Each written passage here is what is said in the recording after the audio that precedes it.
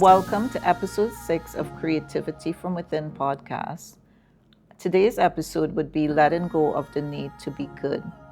One of the biggest creativity killers is pressure to be good. In this episode, we'll explore how freeing yourself from judgment allows your true voice to emerge. Our guest today is retired Westchester County Detective Simone Guiseppi. Hi, Simone. Welcome to the podcast.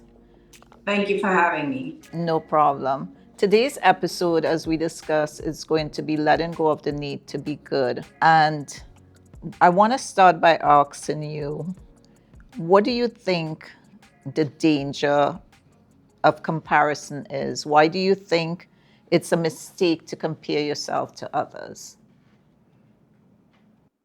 I think it's a mistake to compare yourself to others because everyone's different. We're all designed different. We're all placed on the face of this earth for different reasons and purposes. So I believe that comparing yourself puts a lot of pressure to be like someone else and not to be your true authentic self. By that, I mean, there's a lot of pressure on whether if it's social media, especially now these days, to be like other people who appear to be successful. We really don't know what their true story is or what led them to where they are or what their journey is. We only know about ourselves. So I think to try to be like someone else or to compare yourself or to say, well, this person has that and I don't, you really don't know what's going on there. And if you did know the whole story, you really wouldn't want that for yourself at all. So I think it's not a good thing to compare yourself to others because you're letting go of who you really are. You really need to know yourself, stay true to yourself, understand who you are, whether if you need therapy to figure that out. But I've always maintained being who I am and not trying to be like someone else. So comparing yourself to other people is dangerous because it can make you think negatively about yourself. If you feel you're not living up to that person's potential, their journey is totally different to yours. I think you need to focus on yourself, be grateful for what you have, and have some self-compassion. Have compassion for yourself. Love yourself. Be true to who you are. Set realistic goals for yourself and be happy for everything. Every day that you wake up and you get up and whether if you have whatever your life is, be grateful for what you do have. Mm-hmm. So comparing yourself to others, I think for me, it hasn't worked for me. And I really don't see the need to do that because I like who I am. I like who God made me to be.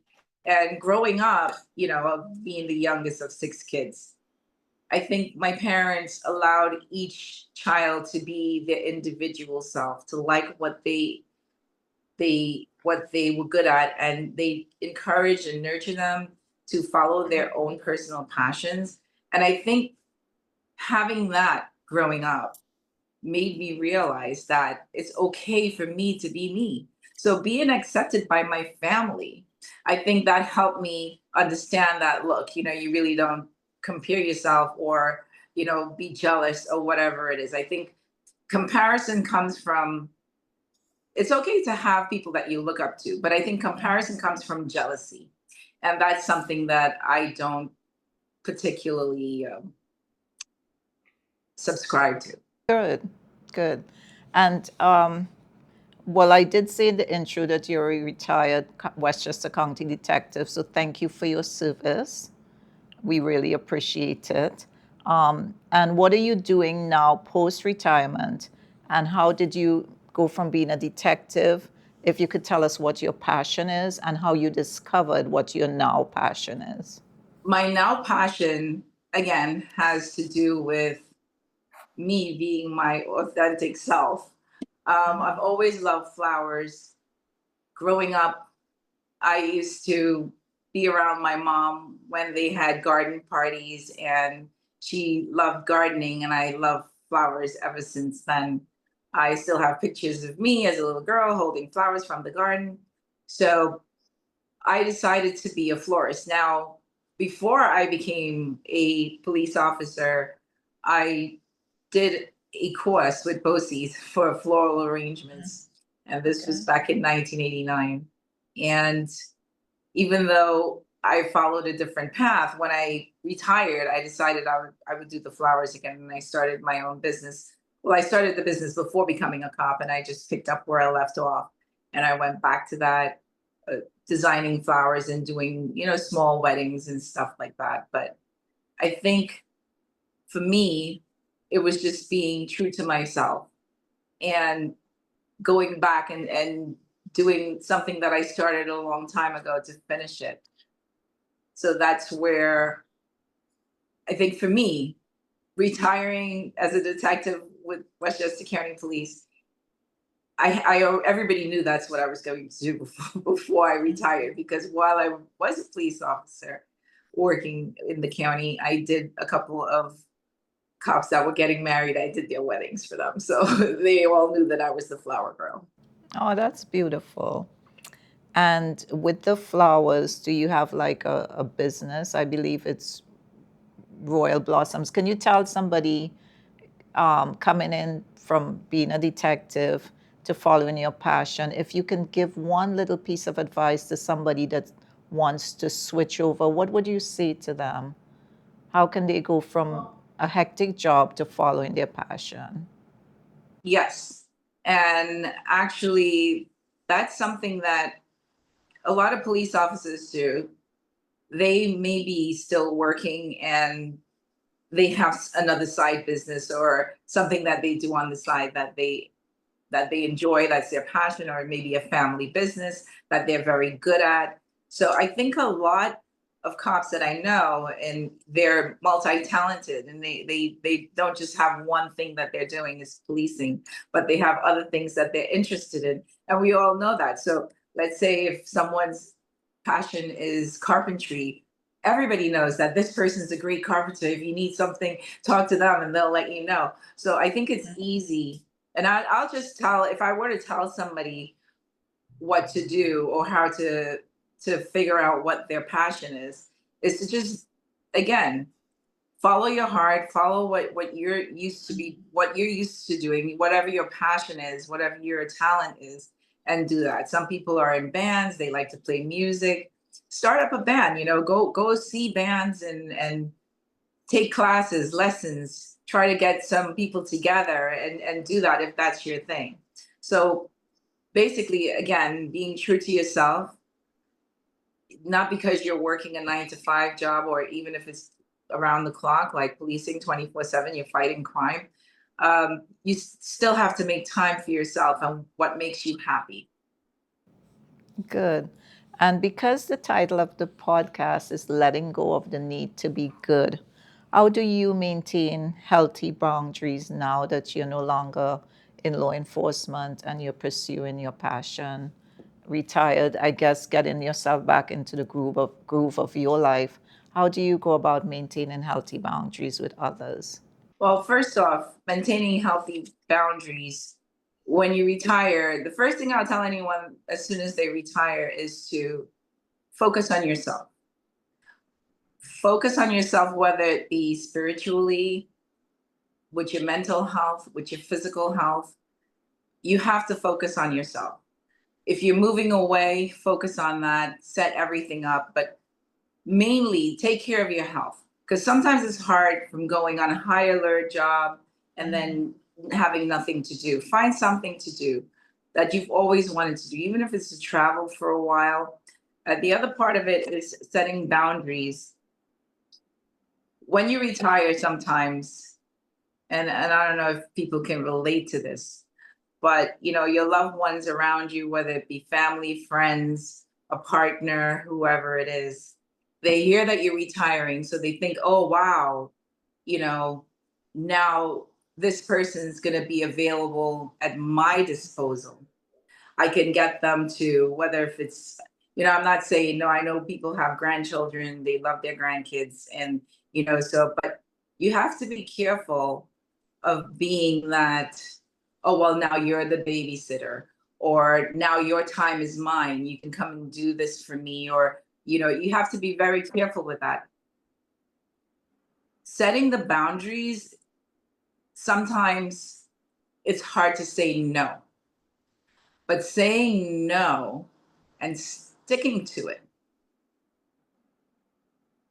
you really have to let go of being good.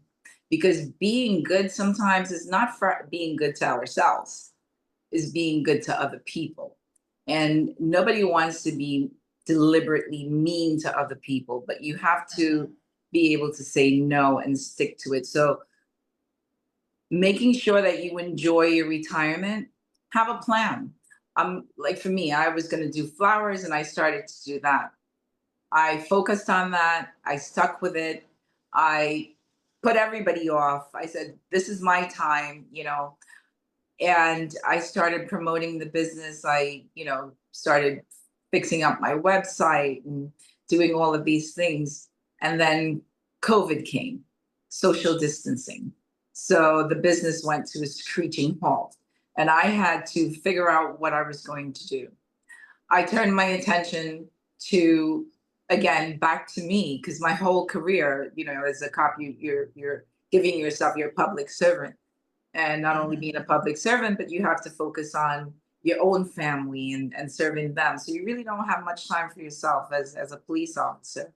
And then you come home and you have to worry about your family, your kids, your wife, your husbands, whatever it is. So what I did was I knew I couldn't pursue the business. So I realized, look, there's things around the house that I have to fix up. So I started cleaning the house and doing room by room because it was social distancing. So I was home by myself, and that was, it was a bad time because it was the pandemic and we lost a lot of people during that pandemic. But I don't know if it's because of the social distancing and being forced to stay at home, I started fixing room by room in my home. It's an old home, and started focusing on myself that way, creating a nice place for me to live. And that's something that I haven't had. I didn't have the time to do that. So I did that. And I felt it was fulfilling. It made me feel good. It made me feel accomplished. It gave me confidence. And it may not have been what other people would expect, but it was what I wanted to do. And it gave me a great sense of accomplishment to let me know, hey, look, I could do anything at this point. And it kept me busy. It kept me busy through a very dark time. So even though I had one thing in mind to do, which was the flowers, and I started promoting the business and I took pictures and everything was going forward, I had clients set up and that fell through. I was able to now focus again inward on what I needed to do. And I did something for myself. And it wasn't about being selfish and not helping others, because I did help others during that time. But it was also about being self-full and not neglecting myself anymore, not putting myself last and putting other people first. And that's a valid point, because I think the blessing, while there were a lot of things that weren't blessings in the pandemic, a lot of people unfortunately lost their lives and a lot of other things. I think that it was a good time for everybody to go within, and we got forced quiet time where we were all forced to, whether you lived with someone or not, to like do a little soul searching. So that's a really good point, that because you're doing something for yourself, it does not mean that you're selfish. I'm an empath, and I have a anybody that knows me would know that I have a very, very hard time saying no to people. And as a result, I get myself into a lot of situations where I become so entrenched in helping others that sometimes I have to, it could be, I get a little resentful because it's like, you want to help people, but at the same time, you don't want it to be to the point where they take advantage. So thanks for that point. And what advice would you give to other retired cops about discovering their identities and moving forward in their lives? Again, like you said, you're a detective, and I know that family counts on you a lot for everything, right? You're the youngest of six, and it's hard. So, how do you then give advice to other detectives or cops about, okay, you're done with the job? How do you help them to find, or what advice could you give to them to find that healthy balance between giving to others, but enough where you could still give to yourself and enjoy this part of your life?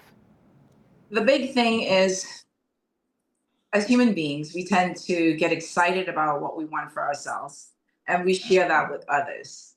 And their opinion sometimes matter to us. So, what I would say to do is, carefully think about what you want. Whether if you want to travel, start a business, a second job, sometimes you have to keep that personal to yourself. You have to be quiet about it so that you don't have people putting their opinions in or trying to change your mind or telling you that's not good enough, because it's not about them, it's about you. So if you want to move, start doing the move. When you retire, you're out of here. Then you tell people, bye, I'm gone. Do what you need to do. Focus on you, because policing, when you enter, they tell you right away the first day in the academy, this job is going to take 10 years off of your life. So if that's something that you're not willing to do, you can get up and leave. They give you the first day, they give you a chance to walk out of the classroom. Having lost 10 years and you made it to retirement in one piece, whether if you have most cops, some people, I don't want to say too much, but some people have injuries and they have to deal with that. Now it's a medical issue. They have to deal with some sort of disability. Um, I would say put yourself first. It's not selfish. I don't think anybody goes around trying to be a bad person by deliberately being selfish and deliberately saying no or deliberately putting other people off. But you really have to put yourself first, because it's so much healing you have to do when you retire from any job. You have a lot of healing to do. You need to rest. So this is your time now to rest. This is your time. This is not anybody else's time. It's your time. So choose what you really love. If you love surfing, move close to the beach and do that. Make sure you enjoy the rest of your life. Live the rest of your life for you.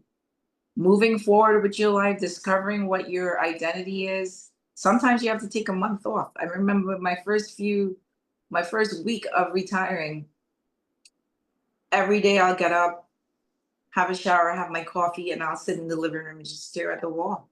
I mean, and it's not that, I was going crazy or anything, but I was just enjoying and cherishing that the rest of my life, my time is finally mine. So no, get back to yourself. You can reinvent yourself. If you don't like what you did before and you're looking for something new, think about what you've always wanted to do and do that. And stick with it. But sometimes if you have a plan, keep that plan to yourself until you're done executing that plan, and then share, because sometimes you might get negative feedback from persons that you look up to, which can turn you off from your own passion. You don't follow that, or you started to do something and a family member or somebody needs you or something, and then you abort that project, you abort that portion of your life to now go save someone else. And I'm not saying to neglect family, but you can share time, but don't give all of your time. And it's funny because there's some personal stuff that I just went through. And I'm giving this advice, but I think we will all do anything for a family member that's in need. But I'm saying just focus on you, focus on what you want, execute it, and then share. Don't share before. Sometimes it's good to have some things that that we need to keep to ourselves and keep private, and is just for self-preservation, really. And in terms of fun stuff to do, what do you do if you're not doing the floral arrangements or floral designs, or what do you do for fun now that you have time and freedom to do it? Well, I'm still doing a lot of I like gardening. So I do a lot of gardening, and this year's been a lot of weeds. So I've been doing a lot of weeding and trying to get things in order around the yard. But I do I do like interacting with people. I'm not as I said this to someone and they laughed at me. I'm not I'm great in social settings, but I'm not a social person. But I think sometimes I do like interacting with my community. So I would have yard sales and, interact with people that way. And I invite family to come and participate in the yard sales. And it's fun. It's a fun day, especially in the summertime when the weather's nice. And my area, we do have like block parties. So I may attend those if the weather is good, or if I'm available, I'll do that. And I was recently thinking of joining the garden club. It's good to have like a little activities that you enjoy. If it's going to a flea market and just walking around on a nice day, or any sort of community activity, those sort of things are nice to do, especially when the weather's great. And to get together with friends, I get together with other retired cops, and we talk about, we catch up and talk about what's going on. But I think for getting back to the other thing is, when you retire, you have to leave that. You have to leave the job Yeah. alone. You're no longer that, and now, switch and do something else. So I think switching and doing something else is me just doing me. And sometimes I get involved with friends and what they're doing, and family and what they're doing. And if I'm asked for help for around the community, I would do it if I'm available, or if I'm in a space where I can. So I'm not afraid to say no and not give an explanation as to why my answer is no. And I think in setting boundaries, getting back to that, in setting boundaries, sometimes, persons that you look up to, people know if you like them or not, and how you place Right. them in your, to yourself. And you have to be aware of manipulation, where someone would give you what their definition of a good person is. And that definition could be someone who is always serving others, or someone who is always doing this and doing that. So it sets the tone where now you're thinking, oh, well, I have to be that person. So you put yourself last so that you can become this person that they think is a good person. I don't do that. And I think part of setting boundaries to enjoy retirement, or to protect your life and to do what you can do and not go overboard neglecting yourself, or setting or putting yourself at a disadvantage. I think it's recognizing the need to please other people based on what they think a good wife or a good mother or a good friend is. It's okay to say no, or not to feel the need to be what someone expectations of a good mom, sister, brother, father, wife, daughter, is. So yeah, it may look like you're not a perfect person, but it's okay to be perfectly yourself.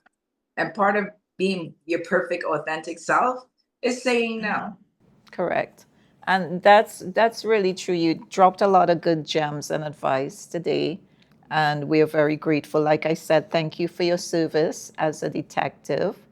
but also thank you for your advice as my baby sister, because I know that, like Brian said on one of the podcasts, as a cop, people would always call on you, for advice, and it's good that you're there for the family. So I'm not the matriarch of the family, but I want to say on my behalf, thank you for all that you have done, not just for the community, but for our family. It means a lot. Like I said, I can only speak for myself. I'm not speaking on anybody's behalf. And having said that, I hope that your flowers continue to bloom and you continue to bring happiness to people through your floral designs. And again, thank you so much for your service. And I wish you nothing but the best. I'll talk to you soon. Take Thank you care. for having me. No problem.